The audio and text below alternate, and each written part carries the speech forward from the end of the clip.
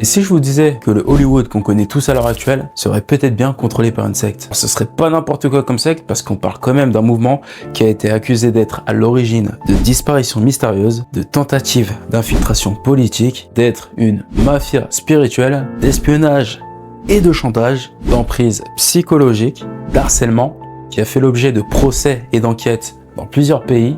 Clairement, la liste, elle est longue et j'avais même pas fini. La Scientologie, ce serait leur nom. D'un point de vue extérieur, on aura juste l'impression qu'il s'agit d'une boîte de nuit très sélecte, due aux célébrités qui la composent. Attention, nous avons Tom Cruise, Mission Impossible, tout ça, ouais, je parle bien de ce Tom Cruise là, John Travolta, Elizabeth Moss, Juliette Lewis. Bon, clairement, je vais pas tous les faire, il y en a trop. Ce sont tous de très grosses stars d'Hollywood. La Scientologie, officiellement, ils se décrivent juste comme étant un mouvement religieux basé sur l'éveil spirituel. Mais selon ses détracteurs, tout ça, ce serait seulement de la poudre aux yeux. Ce serait juste une farce pour attirer un maximum de stars célèbres. Pour d'autres encore, ce serait tout simplement une secte très dangereuse. Dans cette vidéo, on va se plonger dans l'univers de la Scientologie, comprendre ce qu'elle est vraiment, comment elle a fait pour séduire Hollywood et pourquoi certains parlent d'emprise et de manipulation. Bien sûr, sans oublier les polémiques et les théories les plus farfelues qui l'entourent, parce que clairement, il y en a plein.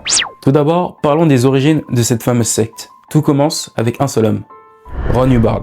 Né en 1911 dans le Nebraska, Ron était un écrivain de science-fiction. C'était déjà un auteur très prolifique, bien avant de fonder ce qui deviendra l'une des organisations religieuses les plus controversées du monde.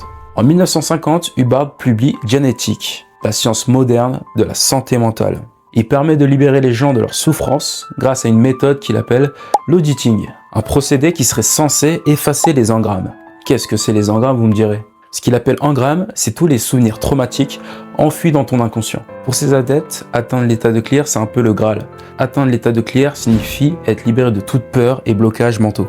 Alors, Hubbard sort son fameux livre Genetic, et dès qu'il sort, c'est un best-seller. Mais le problème, c'est que très vite, les critiques tombent. Les médecins et les psychologues accusent Hubbard de pseudo-science et sa fondation s'écroule sous les dettes, malheureusement. Mais Hubbard, il est malin, il baisse pas les bras. Au contraire, il change juste de stratégie. En 1954, à Los Angeles, il fonde officiellement la première église de Scientologie. Et cette fois, il ne parle plus seulement de mémoire et de psychologie, parce que selon lui, nous sommes tous des tétans, des êtres spirituels piégés dans des corps d'humains depuis des millions d'années. Et la Scientologie permettrait, selon lui, de nous libérer. Moyennant un long chemin de cours et d'audits, tous payants bizarrement. Beaucoup remarquent que les récits de la Scientologie ressemblent aux histoires que Hubbard écrivait. Toutes ces histoires où il parlait de guerres cosmiques, civilisations extraterrestres, vie passée, pour moi, ça serait juste la source d'inspiration d'Hubbard pour la création de cette fameuse religion. Et bon, pour ses partisans, ça reste juste un chemin vers la liberté spirituelle. Je me répète, mais ces détracteurs, ils sont formels. C'est juste une secte dangereuse. Ouais, je comprends ceux qui disent ça, parce qu'on parle quand même d'un mouvement, d'une secte qui a été accusé de manipulation psychologique, sans oublier les pressions financières et les attaques contre ceux qui la critiquent. La Scientologie, depuis sa création, divise, mais continue de séduire, notamment au cœur d'Hollywood. Et bon, derrière ces discours sur la liberté spirituelle, la Scientologie traîne derrière elle une longue liste de scandales. Allez, tenez ces cadeaux, voici une liste des polémiques qui font de cette organisation l'une des plus controversées du monde. Parlons de l'argent au cœur du système. Alors, l'une des accusations les plus fréquentes, ce serait que la Scientologie coûterait une fortune pour ses membres. Les cours, formations d'auditing se paieraient souvent des dizaines, voire des centaines de milliers d'euros. C'est énorme, c'est juste énorme. Plus on avance dans la hiérarchie spirituelle, et plus les factures grimpent. Certains anciens adeptes affirment qu'ils auraient vendu leurs biens ou même contracté des dettes pour pouvoir poursuivre leur progression dans la Scientologie. On peut parler maintenant du fair game, qui se traduit éliminer les ennemis. Alors, c'est quoi le fair game? Ce serait une pratique adoptée par la Scientologie. Pour la secte, il y a nécessité d'utiliser le fair game quand on se retrouve face à des opposants qui critiquent ou parfois qui sont un peu dangereux pour l'organisation. Selon des documents internes, toute personne considérée comme ennemie, selon le fair game, pourrait être espionnée, discréditée ou humiliée publiquement. Alors, des journalistes et même des familles d'anciens membres affirment avoir été suivis. Certains affirmeraient même avoir été intimidés et menacés pour être réduits au silence. Je vais vous donner un exemple de cas pour que vous puissiez comprendre le pressing de fou malade qui peut être exercé contre leurs victimes. Gerald Armstrong. Gerald, c'est un ancien membre de la Scientologie et un ancien proche collaborateur de Ron Hubbard. Il travaillait aux archives personnelles d'Hubbard. Sa mission était de collecter et de conserver des documents biographiques concernant Ron Hubbard. Travaillant aux archives, il a découvert des documents qui contredisait la version que le fondateur donnait sur sa vie passée. Par exemple, Hubbard disait qu'il était un héros de guerre blessé et qu'il a été miraculeusement soigné grâce à Dianetic. Et bon, apparemment, héros de guerre mon cul parce qu'il n'aurait jamais reçu des décorations pour ses faits accomplis. Armstrong craignait que la secte utilise ses documents à mauvais escient ou qu'ils soient tout simplement détruits. Il a donc conservé 10 000 pages de copies. Si ça, c'est pas des preuves. Selon lui, ce serait juste en guise de sécurité en cas de représailles de la scientologie. Alors, ça a pas loupé, le mouvement a mis contre lui l'application du fair game. Elle l'a publiquement accusé de vol de documents et de mensonges. Elle a carrément engagé des détectives privés pour le suivre.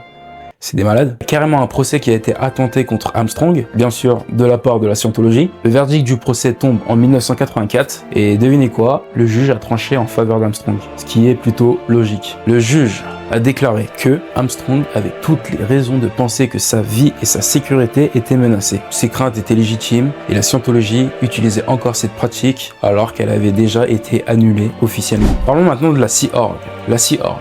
Qu'est-ce que c'est? C'est tout simplement l'élite de la scientologie composée de ses membres les plus dévoués. C'est pas une organisation séparée, hein, c'est juste une branche interne à la secte. Ce qui leur rend si particulière, c'est que les membres signent d'abord un contrat avant de rejoindre cette branche. Alors tiens-toi bien, puisqu'on parle d'un contrat d'1 milliard d'années. En gros, c'est pour montrer l'engagement éternel à la cause. C'est des malades. C'est des malades. Ils ont un train de vie très militaire. Par exemple, les membres portent un uniforme inspiré de la marine. Ils vivent souvent entre eux dans des bases fermées appelées orgues, travaillent jusqu'à 100 heures par semaine et ont une paye symbolique de quelques dizaines de dollars par semaine. Donc on parle clairement d'engagement total. Les membres donnent leur vie entière à la scientologie. Pas de carrière personnelle, pas de vie privée, mariage souvent interne à la Sea Org. D'ailleurs, quitter la Sea Org, c'est très compliqué et ça peut entraîner des sanctions sociales, voire de l'isolement. Ces conditions de vie, elles ont été dénoncées par d'anciens membres. Ils parleraient de privation du sommeil, de punitions humiliantes, d'isolement forcé pour ceux considérés comme problématiques et de séparation avec la famille si elle est considérée comme hostile à la scientologie. Claire, la Sea Org, c'est un mélange entre le militaire et la religion extrême. Mais bon, je me répète, c'est seulement réservé aux plus fidèles scientologues. Je crois que là, on vient réellement de parler de la chose, enfin une des choses les plus inquiétantes et anormales concernant cette secte. Je sais pas vous. Il n'y a pas que des polémiques, il y a aussi beaucoup de théories. Malheureusement, je pourrais pas toutes les mettre dans la vidéo,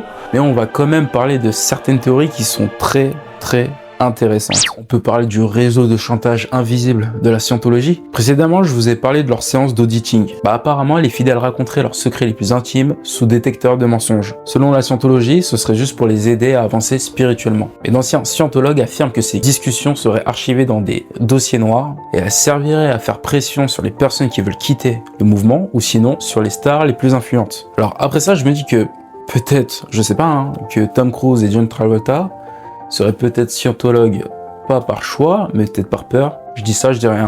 Un lavage de cerveau très sophistiqué. Les psychiatres et d'anciens membres affirmeraient que la scientologie utiliserait des techniques d'emprise mentale, privation de sommeil, pression sociale, endoctrinement par répétition, tout ça pour briser l'esprit critique d'une personne. Et si les fidèles, finalement, n'étaient pas croyants, mais plutôt programmés. Alors là, on arrive sur la dernière théorie. Alors je pense que c'est ma théorie préférée parce qu'elle est à 50% vraie. En fait, dans les années 70, le FBI, oui, a découvert l'opération Snow White. Qu'est-ce que c'est l'opération Snow White? La scientologie a tenté d'infiltrer le gouvernement américain pour supprimer ses dossiers judiciaires. Au final, ça a été la plus grosse opération d'infiltration gouvernementale aux États-Unis. Depuis, des théories persistent. Selon certaines personnes, la scientologie essaierait toujours d'infiltrer certaines institutions. Le but étant d'étendre leur emprise tout en avançant dans l'ombre. Par contre, je sais pas si vous vous rendez compte, mais si jamais une opération comme, je l'ai dit précédemment, Snow White serait passé, on aurait parlé d'un état secret. C'est quand même ouf, non? Alors, business déguisé,